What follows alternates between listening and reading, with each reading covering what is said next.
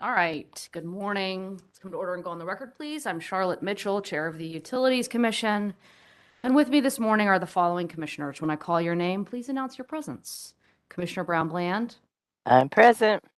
Commissioner Clodfelter, Good morning. Commissioner Duffley, Commissioner Hughes, Present. Commissioner McKissick, Present. and Commissioner Kimmerite. In compliance with State Government Ethics Act, I remind members of the commission of our duty to avoid conflicts of interest and inquire at this time as to whether any member of the commission has a known conflict with respect to matters coming before us this morning. The record will reflect that no conflicts have been identified, so we'll proceed with Public Staff Item 1. Scott Saylor with the Energy Division. Item 1 is a motion by New River Light and Power for authorization and approval to implement a mid-year supplemental purchase power adjustment. The public staff reviewed the filings and information provided by New River and made corrections to New River's calculation of the purchase power adjustment factor. The public staff recommends that the commission approve New River's motion with the adjustments identified in our proposed order.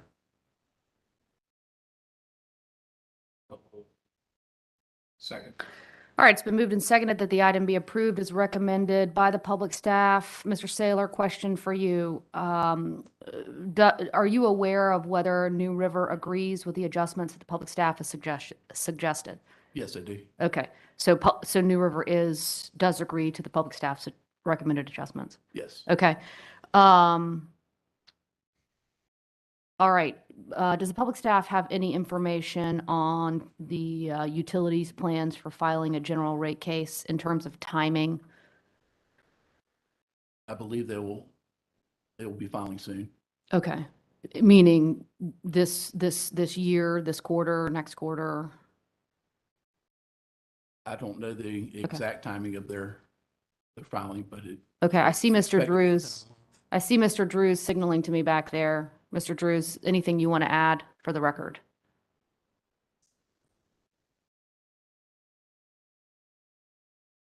David Drews.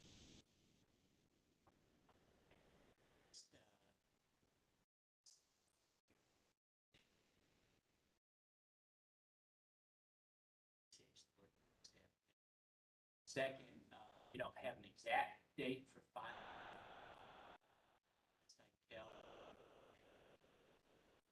All right, thank you, Mr. Drews. Mid-August is sooner rather than later. All right. Any additional questions before I call for a vote? All right, we're going to do a roll call for the vote. Again, it's been moved and seconded that the item be approved as recommended by the public staff. Commissioner Brown Bland, Aye. Commissioner Clodfelter, Yes. Commissioner Duffley, Commissioner Hughes, Aye.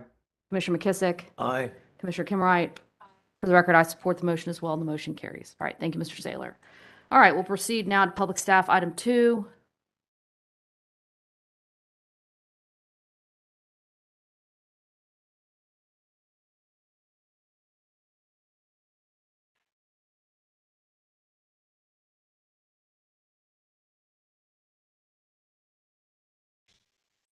Good morning. Item Mike Manus, Director of the Accounting Division of the Public Staff. Item 2 concerns the petition of Public Service North Carolina filed on July 13th, 2022 and docket number G5 subs 632 and 634 for approval of Rider G, referred to as Green Therm, a voluntary customer program that enables the customers to fund the purchase of environmental attributes. Public Service and the public staff recommend commission approval of the program and Rider G, subject to the appendix attached thereto dealing with accounting and reporting matters. All right, thank you, Mr. Manus. Take a motion. All right, it's been moved and seconded that the item be approved as recommended by the public staff. Mr. Manus, Commission has several questions. I'll direct them to you, but to the extent that there is someone from the company that is present in the room and able to speak to this proposal, please come forward in the event Mr. Manus needs some assistance. Mr. Henson, come on up.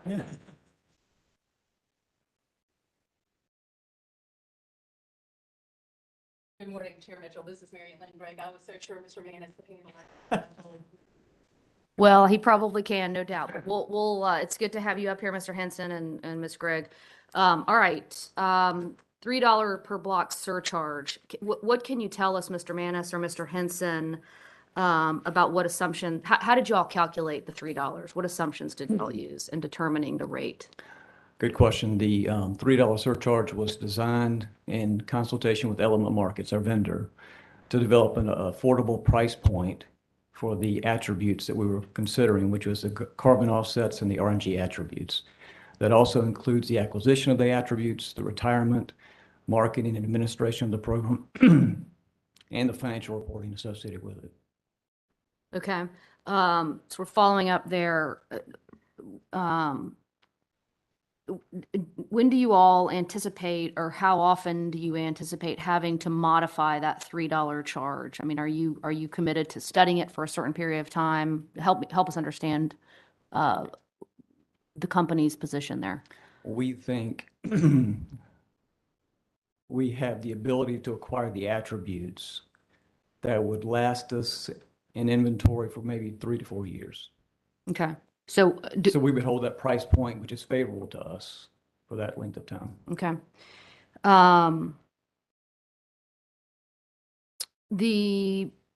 In general rate case materials, the company's indicated that this program was modeled after a program that was developed by an affiliate. I think it's Dominion Energy Utah. That's our recollection.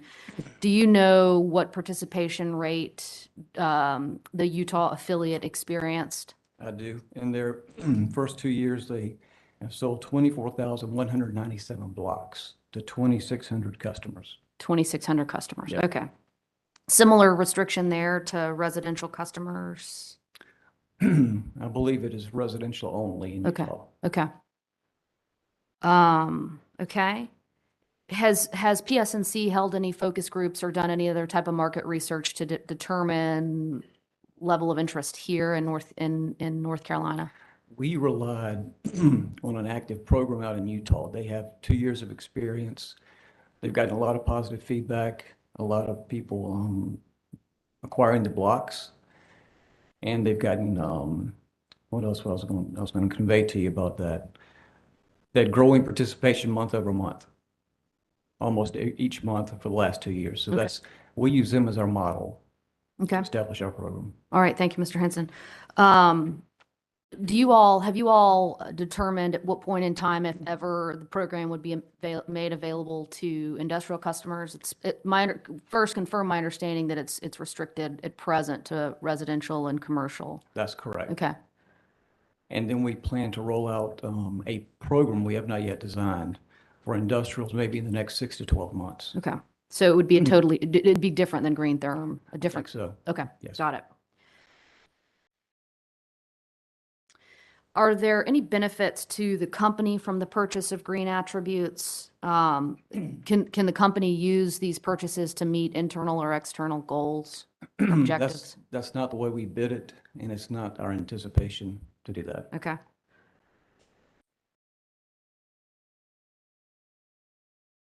Okay, that's all I got. All right, let me check in with my colleagues. Any additional questions for the company or for the public staff? Mr. Klaffelder. A question or two about the green attributes themselves. What is, I can guess, but I'd rather have you tell me, what is an avoided forest conversion project? It's interesting English. It's, and I'll give you my layman's interpretation of it. I'm not the expert on it. But the forestry project that we have looked at in our portfolio is where they continue to take care of the forest rather than level it and do something else with it, like plant crops. Is the forest put under a conservation easement? It is. So who holds the conservation easement? The company doesn't do that. You have someone else who holds the conservation easement? I don't know, but we can get that answer to you this afternoon. Are they term limited, the easements? Or are they indefinite? I don't know. I'd just be interested in knowing more about that for a follow-up. Happy to do it. Good. That's all. Thank you. All right, any additional questions? All right, hearing none, just a reminder, we've got a motion that the item be approved as recommended by the public staff. That motion's been seconded. Call the roll for a vote. Commissioner Brown Bland. Aye. Commissioner Klopfelter? Commissioner Duffley? Commissioner Hughes? Aye. Commissioner McKissick? Commissioner Kimmerite? For the record, I support the motion as well, and the motion carries. All right, thank you all. All right, Mr. Manis, before you step down, it's my understanding that this is your last staff conference. This is your swan song. If everything goes to plan, that is correct. Any words, anything you'd like to share with us on the record? Just a reminder. Well, I would just like to thank colleagues at the commission staff, and the public staff all through the years, the 40 years that I have worked here. It's been an honor to be able to serve the people of North Carolina and to work with such a wonderful group of folks. And I vacillate daily between going to miss the work and miss you all a great deal, and then rejoicing We get it. at not having to do public speaking, which has never been my great forte. But thank you all very much, and I appreciate it. Well, we thank you so much for the work that you have done on behalf of the using and consuming public here in North Carolina, and we're going to miss you very much. So thank you, and enjoy this next chapter of life. Thank And you. Mr. Manus, you are actually a very good public speaker, so I'm surprised to hear you say that. It was definitely a learned trait. All right. Well, thank you, sir.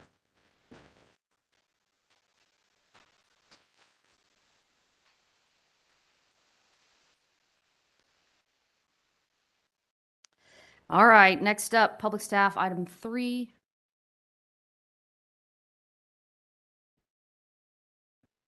Who's got this one? Mike, we might need you back up here.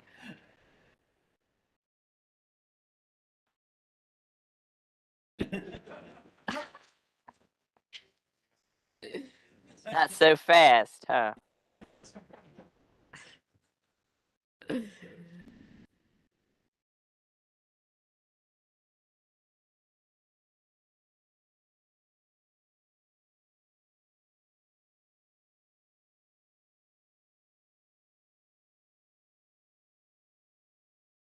I actually don't think item 3 is mine. I don't think it is either. Here comes Ms. Ms. Johnson. Johnson. We'll let her take over. Good morning. Item 3 is a asset transfer. Let's see, on April 5th, Public Service Company filed an application for approval of asset transfer for the purchase of 14-inch diameter steel pipe from its affiliates, the East Ohio Gas Company and Questar Gas Company, under North Carolina General Statute 62-153B. The company represents that it has identified a need for a 14-inch steel pipe that to make repairs to a portion of its transmission system, and the pipe is not readily available from any other source. The public staff has reviewed the application filed with the commission, and in light of its review, the public staff recommends that the commission approve the agreements between public service and DEO and DEU.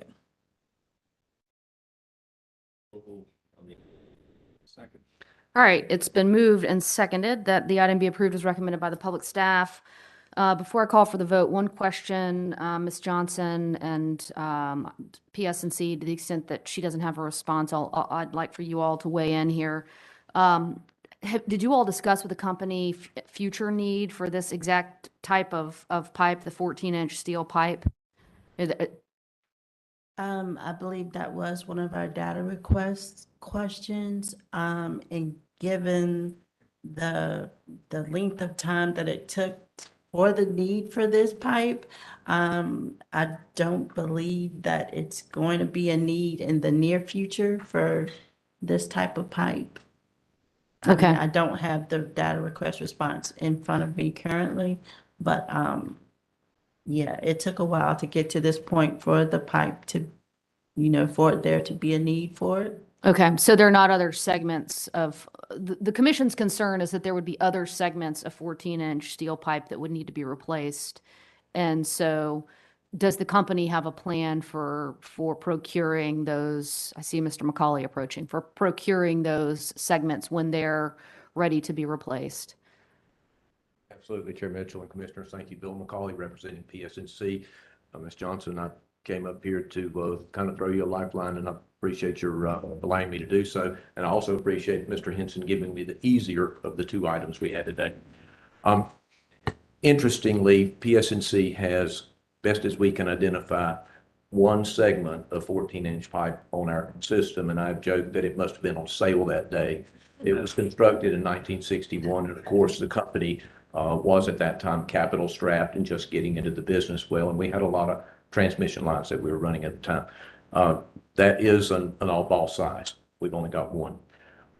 We had 40 feet of pipe, and we did an integrity, what's called pig run, back in 21. And we found a few pieces that had to be cut out. So we're saving this pipe as if it were sacred. Okay, we're using as little as we could. We're doing an integrity run today, and another integrity run because there were potential anomalies identified by the first run, so we're running it again. It turns out that Dominion Energy Utah and Dominion Energy Ohio both had a 42-foot section. So we had 40 feet, we used about 15, we got 84 feet coming in. That's all to say your concern is well-founded, and we share that concern. What we did was contacted Consolidated Pipe, who's our pipe supplier, said we need 14-inch pipe. They searched domestically and internationally and said, we can't find any. So we found this with our two affiliates. We are very hopeful that this will be able to remedy any anomalies that we find in this pig run, and we will have stock left over. At that point, got our fingers crossed, everything's going to be fine. Should that not work, then we've got a plan B that we're not sure exactly what that plan B looks like. It would be in the extreme replacing the entire pipeline with something that is pipe that is, modern and available. Another part of plan B would be potentially reducing the pressure of that line. But all of that is, we hope we don't have to do that. But in direct answer to your question, that's really the outcome. Okay, thank you, Mr. McCauley. Thank you. Appreciate that additional information. Any additional questions from commissioners? All right, call a vote on the motion. Just as a reminder, the motion to approve as recommended by the public staff, and that motion has been seconded. Commissioner Brown Bland, Aye. Commissioner Clodfelter, Commissioner Duffley, Commissioner Hughes, Aye. Commissioner McKissick, Commissioner Kimmerite. For the record, I support the motion as well, and the motion carries. All right, thank you, Ms. Johnson. We'll proceed now to public staff item 4.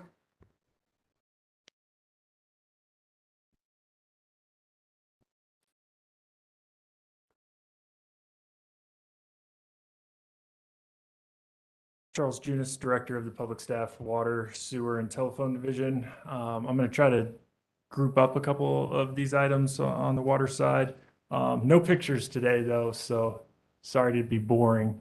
Item 4, docket number W218 sub 573, and item 5, docket number W354 sub 400. Aqua North Carolina, Inc. and Carolina Water Service, Inc. of North Carolina, respectively, filed applications for authority to adjust and increase their rates for providing water and sewer utility service in all their service areas in North Carolina and for approval of water and sewer investment plans. The public staff recommends that the commission issue the proposed orders establishing general rate cases and suspending rates.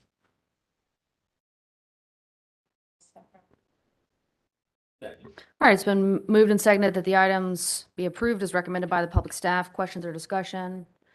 All right, I'll call the roll for a vote. Commissioner Brown Bland, Aye. Commissioner Clodfelter, Commissioner Duffley, Commissioner Hughes, Aye. Commissioner McKissick, Commissioner Kimmerite.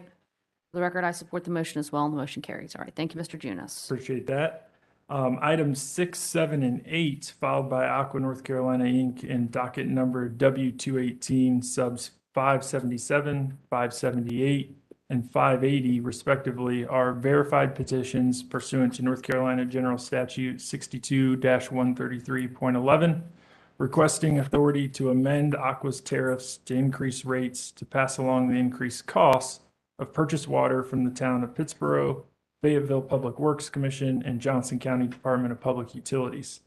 Regarding item 8 specifically, the public staff agrees with the proposed rate. However, there is not an allocation of the county's base charge in the usage charge approved for Aqua to charge its customers. The 1 cent difference from the county's usage rate is attributable to the 0.14% regulatory fee and is rounded to the full penny to avoid that cost being allocated to other Aqua customers, which was part of the rate design to sufficiently fund the revenue requirement in docket number W218 sub 526.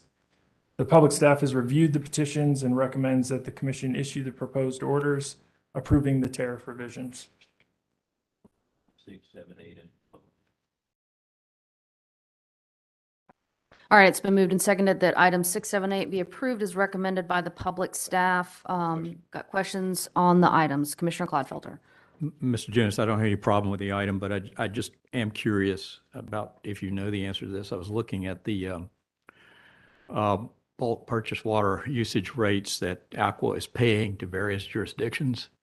And what jumped out at me is that the rate per 1,000 gallons usage charge paid to the town of Pittsboro is more than double the next highest rate. In fact, it's 10 times the rate for the city of Charlotte, for example. Why? Why is that? It's a usage rate. There are a number of factors that go into a usage rate. It's rate design, the splitting between a base charge and a usage charge that we are so familiar with the utilities regulated by the commission. You also have the source water. So this is a system that, is downstream from Greensboro and has had issues in the past. So you are likely seeing an increase tied to infrastructure to have better quality service also. I'm happy to look into that further if you'd like, but It's just a question of curiosity. I mean, as I say, I don't have any problem with the item that's for vote today, but I'll explore this with Commissioner Hughes. He probably has some answers to my question. I will earmark this for our pending rate case. Okay, thank you. All right, Mr. Junis, we have several questions for you on each of the items. So I'll take them in order, starting with item 6. Perfect. All right. This is a great morning. Yep. All right. Couldn't agree more. All right. We noticed in the letter from the town of Pittsboro to Aqua that there's reference to a contract minimum. Letter states there's a contract minimum of 500,000 gallons per month or 2,000 gallons per connection, whichever is greater, regardless of actual use. Help us understand. So first of all, the 500,000 gallon minimum, has Aqua ever purchased 500,000 gallons of water from the town of Pittsboro Um, on a month-to-month basis? It's my understanding that they exceed that amount every month. Okay. That averages out to the same usage charge for exceeding that amount. So if you back calculate 500,000 gallons at the $11,845, that is $23.69 per 1,000 gallons, which is the usage rate Okay. if going forward. So it basically averages out to the same across the board. But this is a protection for the supplier for those months that, in the off chance they would see a significant decrease, they don't have a base charge. So this sort of functions as a base charge, but it's referred to as a minimum charge. Okay. And just one other, just for the sake of explanation, what does connection mean? Does connection refer to the connections to Pittsboro's system, or what is meant by connection? Can you run that language by me one more time? Yeah, the letter says the town of Pittsboro, the letter explains there's a contract minimum of 500,000 gallons per month or 2,000 gallons per month per connection. So I think you're referring to basically down the line connections. So be it individual connections to Aqua. So Aqua's customers. Right. So Okay. if you would end up with let's say, over 250 connections, then you're going to exceed the 500,000 gallons. And so that reestablishes the minimum charge. Okay. Thank you, Mr. Junis. Um,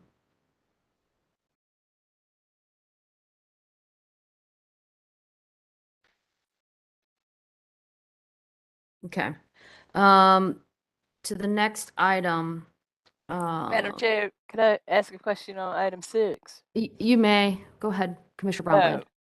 Mr. Jonas, so a minute ago you were discussing about a $500,000 minimum, but what effect to the customers if they did happen to have a month that fell below the minimum? What would be the effect?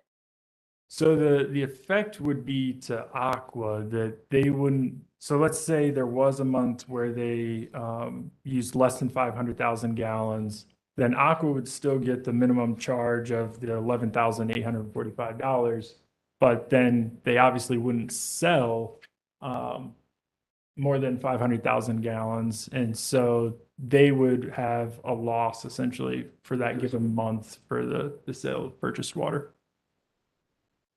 So Aqua would take that loss, but the customers wouldn't feel it, or they would feel it in a The later customers period? would not directly feel it because they are only billed what they're metered. So you would have that difference of the amount metered and charged to Aqua, and then the amount that they would then would be used by customers and charged to them.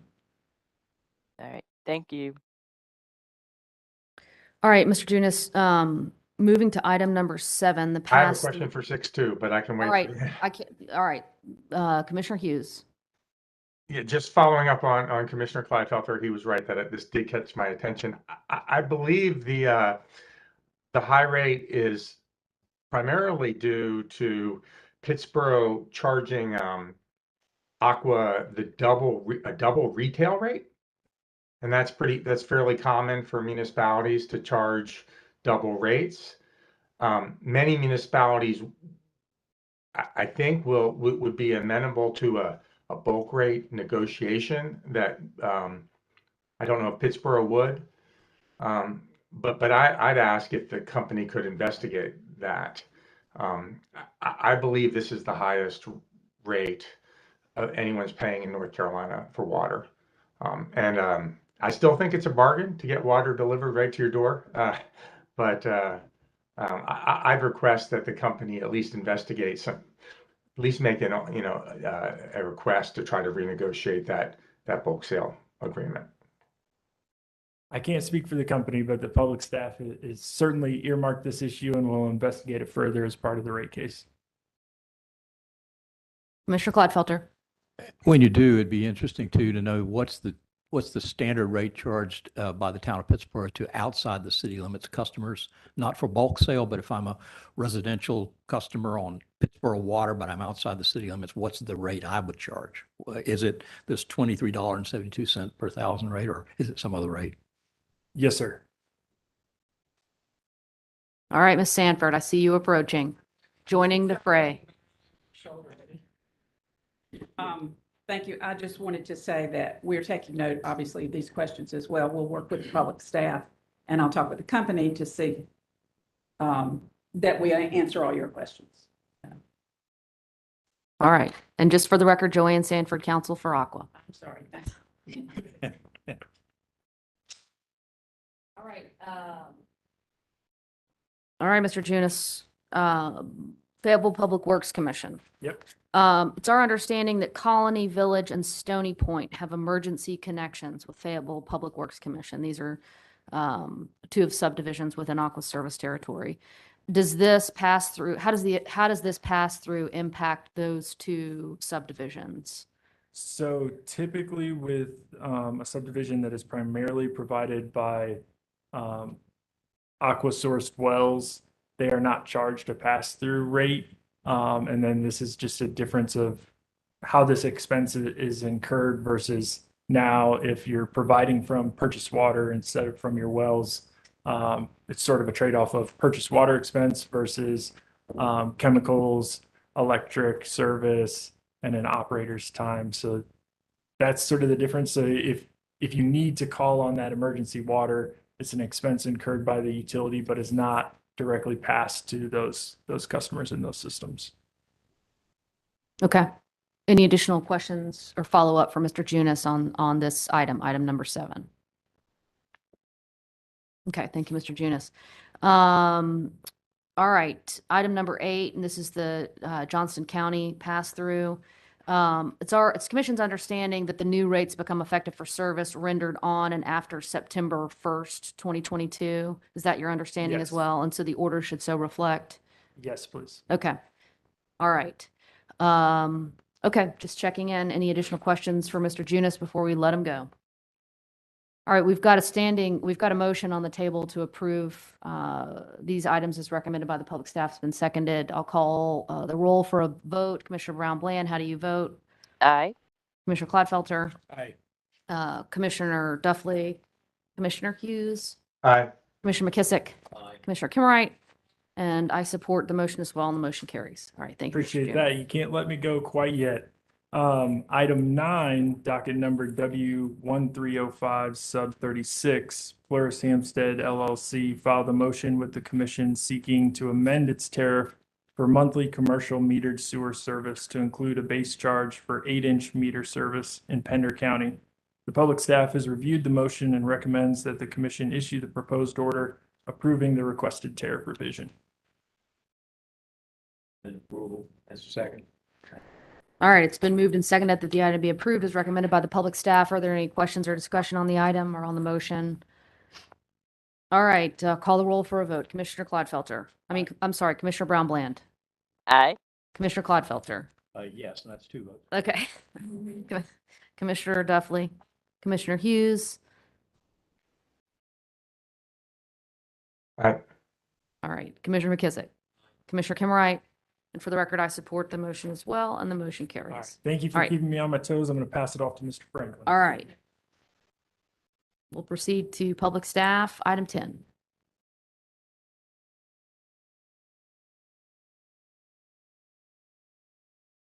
All right, good morning, Commissioners. I'm Mike Franklin, Engineer, Public Staff, Water, Sewer, and Telephone Division. Agenda item 10 is a proposed order associated with the application filed by Carolina Water Service Incorporated of North Carolina, or Carolina Water, and Water Resource Management, or Water Resource, for transfer of public utility franchise and approval of rates. Seeking authority to transfer the water and wastewater utility systems and public utility franchise serving all of Water Resources service areas in Watauga County from Water Resource to Carolina Water and approval of rates. Water Resource currently serves 613 monthly flat rate water utility customers and 149 monthly flat rate wastewater utility customers in its service area.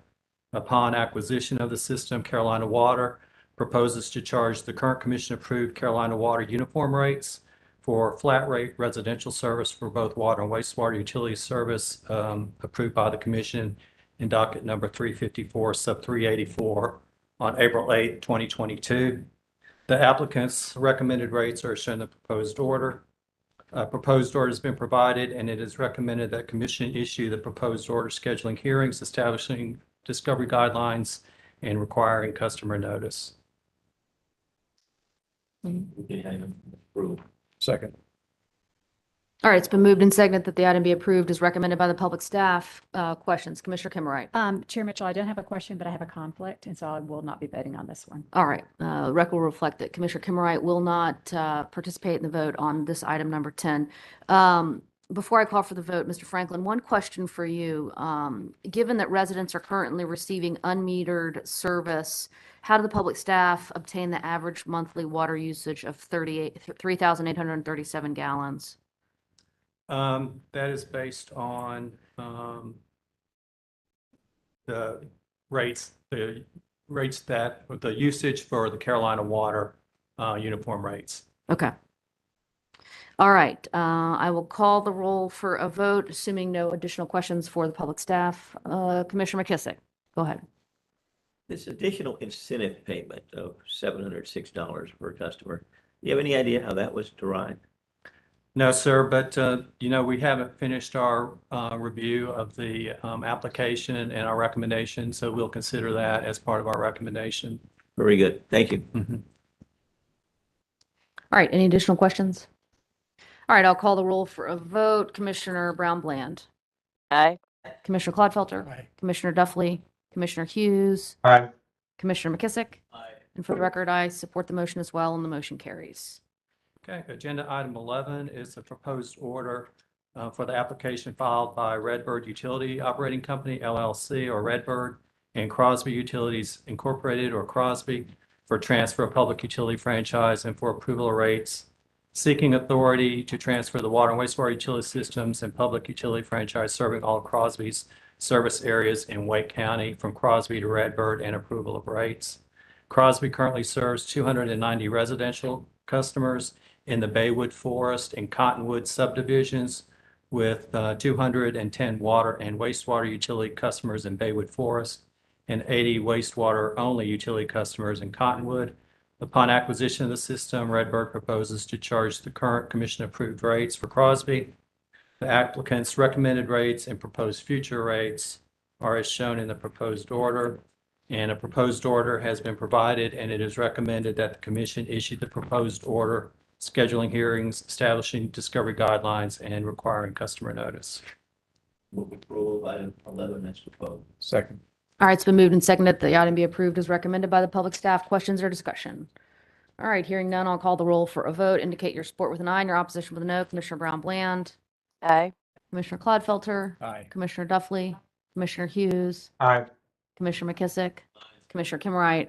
For the record, I support the motion as well, and the motion carries. All right, thank you, Mr. Franklin. All right, commission has before us for approval our minutes from the July 11th staff conference. I'll take a motion. Approval. All right, it's been moved and seconded that the minutes from the July 11th staff conference be approved. Questions or discussion? All right, all in favor indicate with an aye. Aye. Aye. Is there anyone opposed? All right, our minutes are approved. Okay, additional business for the commission this morning before we adjourn. All right, hearing none, we'll be adjourned. Thank you very much, everybody. Let's go off the record, please.